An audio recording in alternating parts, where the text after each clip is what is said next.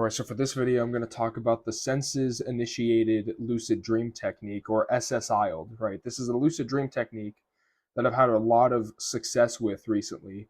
It's basically, like, to explain the basics of the technique, what you're essentially doing is you're cycling through your senses. You're cycling through sight, sound, and touch for a certain amount of cycles before falling asleep. So the basic process goes like this. What you're going to do is you're going to focus on what you can see behind closed eyelids for 30 seconds. You're going to focus on what you can hear for 30 seconds. And then you're going to focus on the sensation of physical touch for 30 seconds. And that constitutes a single cycle of the SSIL technique, right? And what you're going to do is you're going to do this cycle 3 times. And after you do the cycle 3 times, what you're going to do is you're going to just fall asleep regularly, right? And this technique is basically just a way of priming the senses, of priming your awareness of the senses right before falling asleep. And then you're going to allow yourself to fall asleep normally. You're not going to worry about whether or not it's going to work or not. You're not going to worry about anything. You're just going to fall asleep normally after you cycle through your senses, you focus on your senses. And the reason why I say I've had really good success with this technique is all the times that I've done it, I have been able to catch hypnagogic imagery, which is those are the hallucinations that you get when you're half awake and half asleep. When you get the sensory hallucinations, the bright flashes of light, the hypnic jerks, which are like your leg twitching or that sensation of falling that you get when you're falling asleep, right? So I've been able to catch hypnagogia extremely easily after doing the cycles, and I've also been able to get lucid extremely easily because of the fact that I have a heightened sensory awareness, and so I'm able to catch whenever something's off in the dream because of my heightened senses.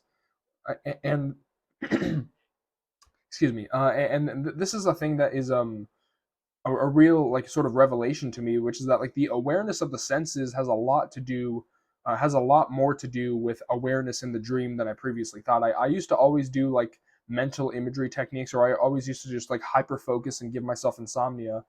Like focus like that stress ball technique that I used to do, where I would hold the stress ball and I would focus on it until I fell asleep. Right, that used to give me insomnia because I would focus too hard. Right, and I would get lucid sometimes, but like with this technique, with this cycling through the senses technique, I've achieved much more success because I'm not giving myself insomnia, and I'm achieving a heightened awareness of the senses whenever I enter the dream. And yet again, this has led to me spotting stuff that's off in the dream. I'm able to spot things that are out of place in the dream with greater ease. It's a lot easier for me to spot the weird stuff in the dream because of the fact that I have a heightened awareness of the senses because of this. And to this, I want to add, breathing exercises, which I think can really help because after you do the cycles, after you cycle through the senses, it's really important that you're able to fall asleep as quickly as possible. So one breathing exercise that I'm doing, that I'm going to implement, right, is the 4-7-8 method, which basically means that you're going to inhale through your nose for 4 seconds and fill your lungs with air.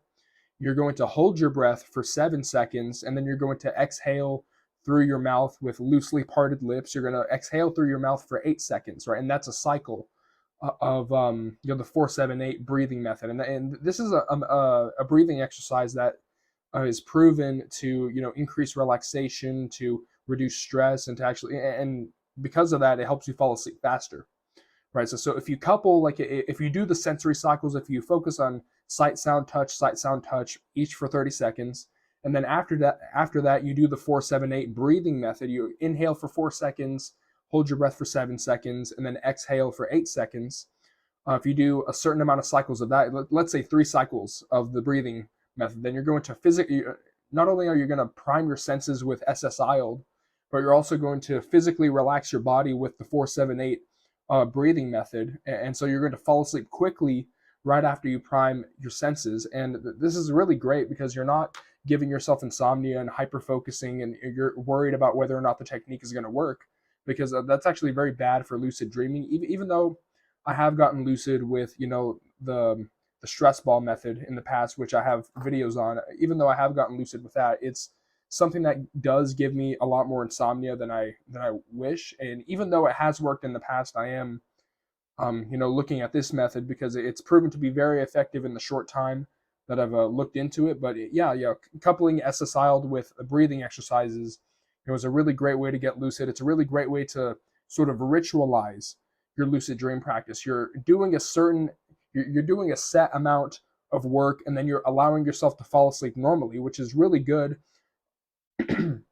Which is really good if you're someone like me who, you give yourself insomnia and you focus way too hard on something when you're trying to maintain your awareness. Ritualizing the lucid dream stuff, ritualizing it, and having a set amount of work that you do as like a ritual before you fall asleep normally, that's a really good way to get lucid. But yeah, that's the video.